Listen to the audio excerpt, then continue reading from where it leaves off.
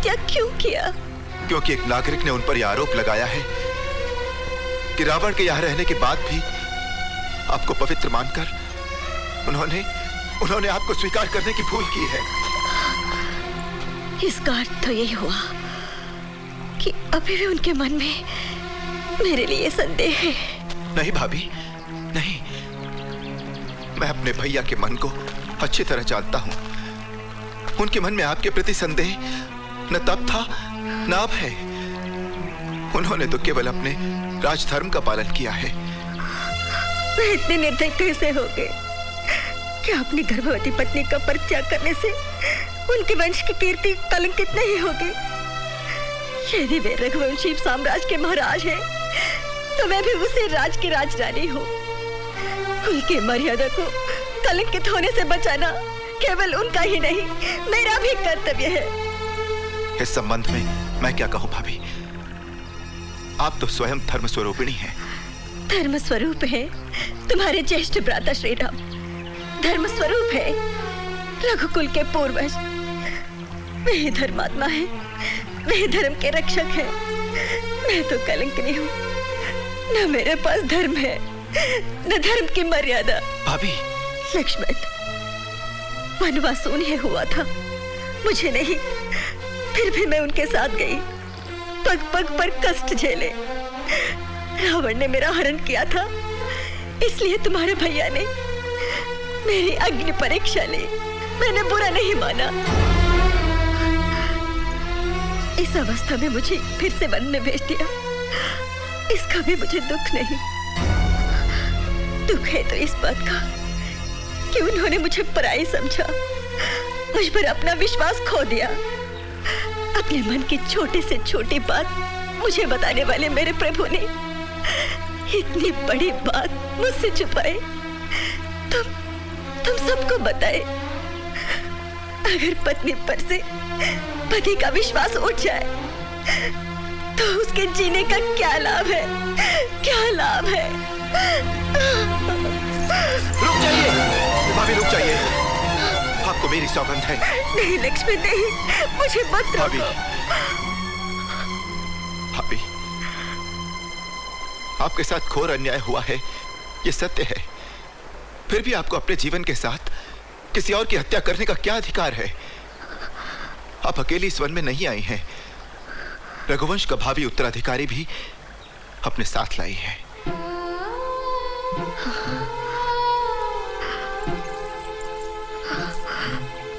भावी उत्तराधिकारी? लक्ष्मण, मन में भटकती ऐसी अभागन से यदि किसी ने पूछ लिया कि ऐसी अवस्था में तुम्हारे स्वामी ने तुम्हारा त्याग क्यों कर दिया, तो मैं क्या उत्तर दूंगी? क्या उत्तर दूंगी? इन्हीं प्रश्नों का उत्तर देने के लिए आपको जीवित रहना है। आपको पता है भाभी, भैया के मन में आपके लिए कितना स्नेह है, और ये आप भी जानती हैं कि आप इस संसार में नहीं हैं। ये सुनते ही भैया पल भर में अपने प्राण त्याग देंगे। जानते हो, किंतु आज उन्होंने मेरे साथ जो इतना बड़ा छल कपट किया है, उससे मैं अपना संभल खो बैठी। और आवेश में न जाने मैंने उन्हें क्या क्या कह दिया।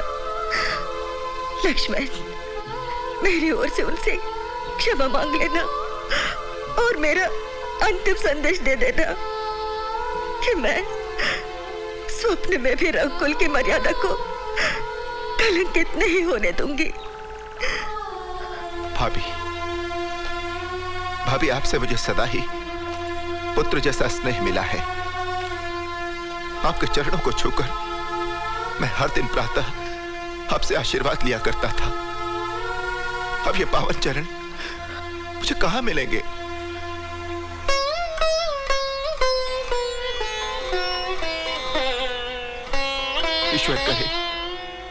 ईश्वर करे इन चरणों में ये मेरा अंतिम प्रणाम न हो।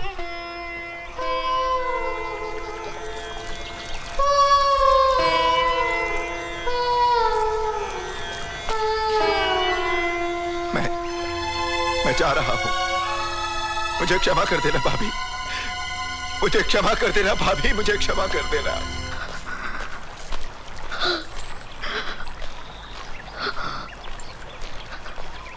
लक्ष्मण, मेरा एक छोटा सा निवेदन है। आज्ञा दीजिए। लक्ष्मण, कुलदीपक के जन्म के अवसर पर महल के दास दासियों को न जाने क्या क्या उपहार देने के लिए सोचा था मैंने, परंतु अब उस अवसर पर जाने कहाँ रहूंगी मैं। अब मेरे पास इन आभूषणों के अतिरिक्त कुछ भी नहीं।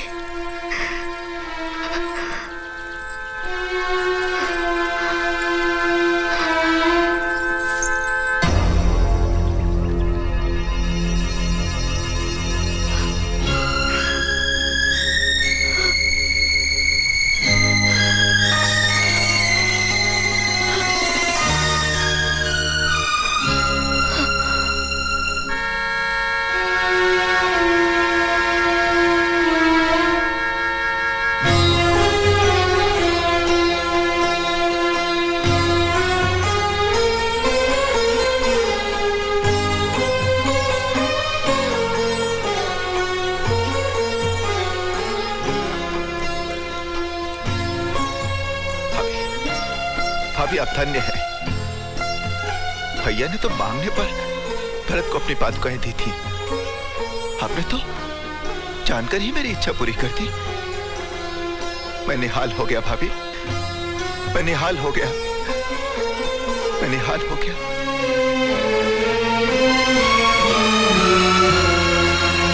अपनी पुत्री को दुखी मत करो। पुत्री, तेरा दुख देखकर मेरा तन मन अपने वश में न रहा, किंतु पुत्री, मैंने तुझे कहां दुख दिया है? माँ, मैं नरक से भी बड़ी यातना ये सह सकती हूँ, किंतु मेरे प्रभु को तनिक भी कष्ट हो ये नहीं सह सकती। राम, अपनी गर्भवती पत्नी को वन में भिजवाने वाला राम कठोर है, निर्दयी है, फिर भी तू उसके लिए मेरे प्रभु, मेरे राम कह के रोती है। पुत्री हो तुम्हारी, जो जी में आए कह लो, किंतु मेरे प्रभु श्री राम को दोष दोगी ये नहीं सह सकती। राम से तेरा विवाह हुआ, किंतु उसने तुझे क्या दिया? 14 वर्ष का वनवास, विरह वेदना, अग्नि परीक्षा, और अब जब महलों का सुख भोगने का समय आया तो फिर वनवास दे दिया। क्या कहूँ ऐसे राम को? नहीं माँ, नहीं, राम के नाम से मेरी सांसों की डोर बंधी है, उनके लिए ऐसा मत कहो, ऐसा मत कहो। सीता, जाने दो माँ, अब मैं कुछ नहीं कहूंगी, तुम भी कुछ नहीं सुनोगे। अच्छी बात है, किंतु पुत्री, इस दशा में तू वन्य जीवन के कष्ट नहीं सह पाएगी। चल मेरे साथ चल। माँ की ममता, माँ के आंचल की छाव और माँ की गोद से बड़ा सुख संसार में कहीं भी नहीं मिल सकता। फिर भी अभी मैं तुम्हारे साथ नहीं चल सकती माँ। क्यों पुत्री? माथे पर कलंक का टीका लेकर कैसे चलूं माँ? तुम्हारी कोख से जन्म लेकर प्रभु श्री रामचंद्र का हाथ थाम मैंने रघुवंश में पदार्पण किया, इसलिए उन्हें उनका प्रतिबिंब सौंपने के बाद ही मैं तुम्हारे साथ चल सकती हूँ माँ। पुत्री को जन्म देने पर यही कष्ट होता है। माँ हूं ना, इसलिए रो रही हूं। अब तेरे भाग्य में जैसा लिखा है वैसा ही तो भोगना होगा। माँ, पुत्री, माँ,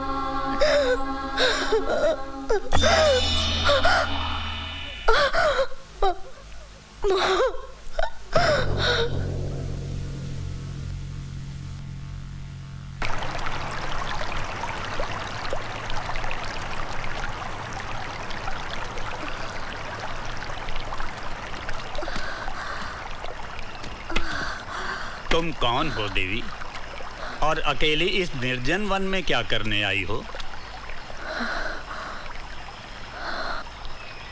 आपके प्रश्न का मैं क्या उत्तर दूं मुनिवर? दुर्भाग्य ले आया और मैं आ गई। ओह, तुम तो राजरानी सीता हो, मैं वाल्मीकि हूँ।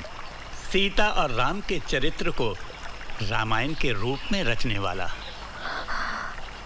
प्रणाम मुनिवर। मैं जानता था ऐसा ही होगा, किंतु इतने जल्दी होगा इसकी मुझे कल्पना नहीं थी। तुम्हारे दर्शन करके मेरा जीवन धन्य हो गया देवी।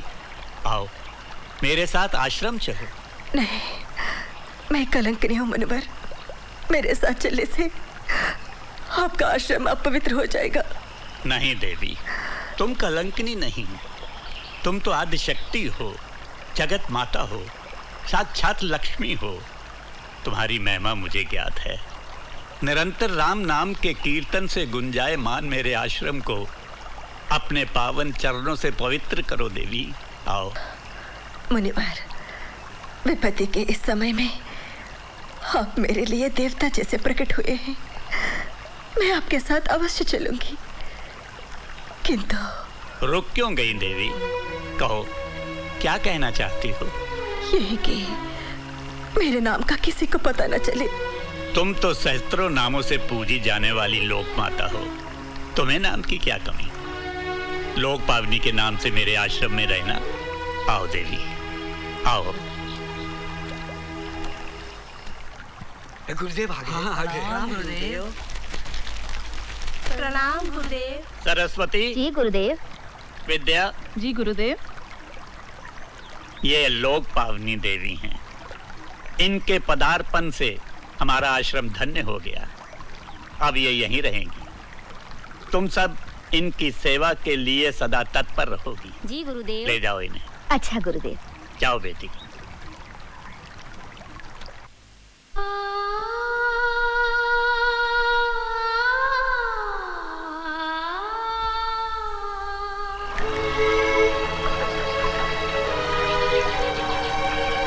गुरुदेव गुरुदेव, लोक पावनी देवी ने 2 शिशुओं को जन्म दिया है। अच्छा, मन आनंदित हो गया।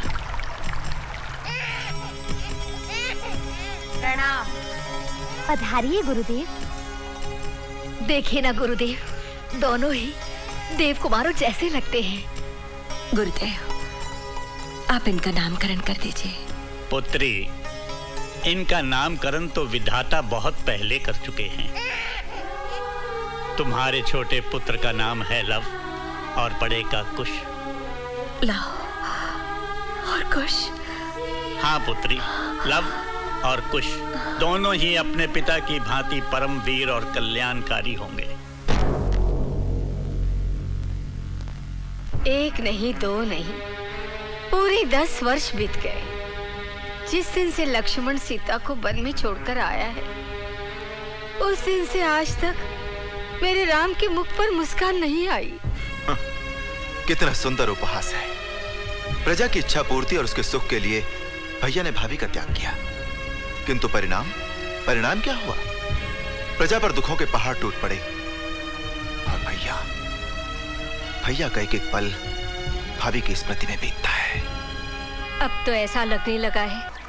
बहुत अच्छा गाने लगे हो तुम दोनों, मन आनंदित हो गया है। सब आपकी शिक्षा और आशीर्वाद का फल है गुरुदेव। हमने अपने जीवन भर की तपस्या का फल तुम लोगों को क्यों दिया है जानते हो? हाँ, प्रभु श्री राम की भक्ति से हमें पुण्य मिलेगा और हमारा जीवन सफल होगा। हाँ, जाओ, तुम्हारी माता प्रतीक्षा कर रही है। प्रणाम। माँ, माँ।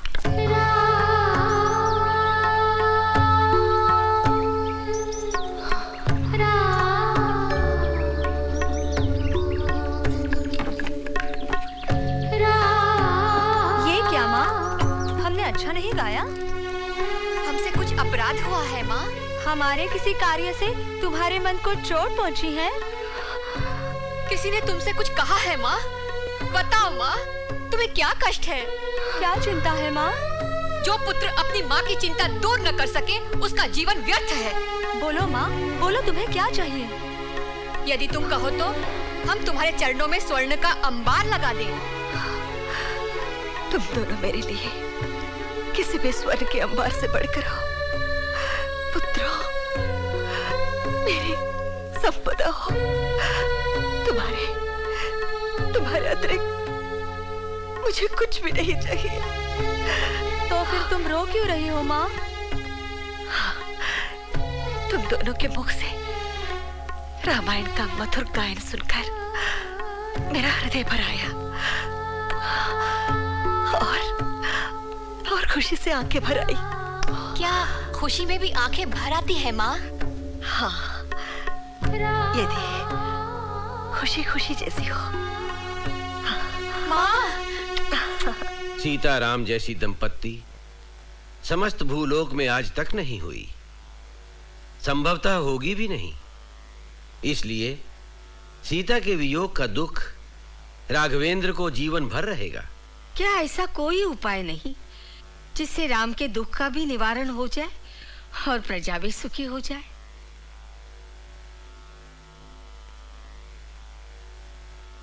एक उपाय है। कौन सा मुनिवर? अश्वमेध यज्ञ। इससे राघवेंद्र का दुख तो दूर होगा ही, उन्हें यश भी प्राप्त होगा और प्रजा के सिर पर मंडराते संकट के बादल भी छट जाएंगे।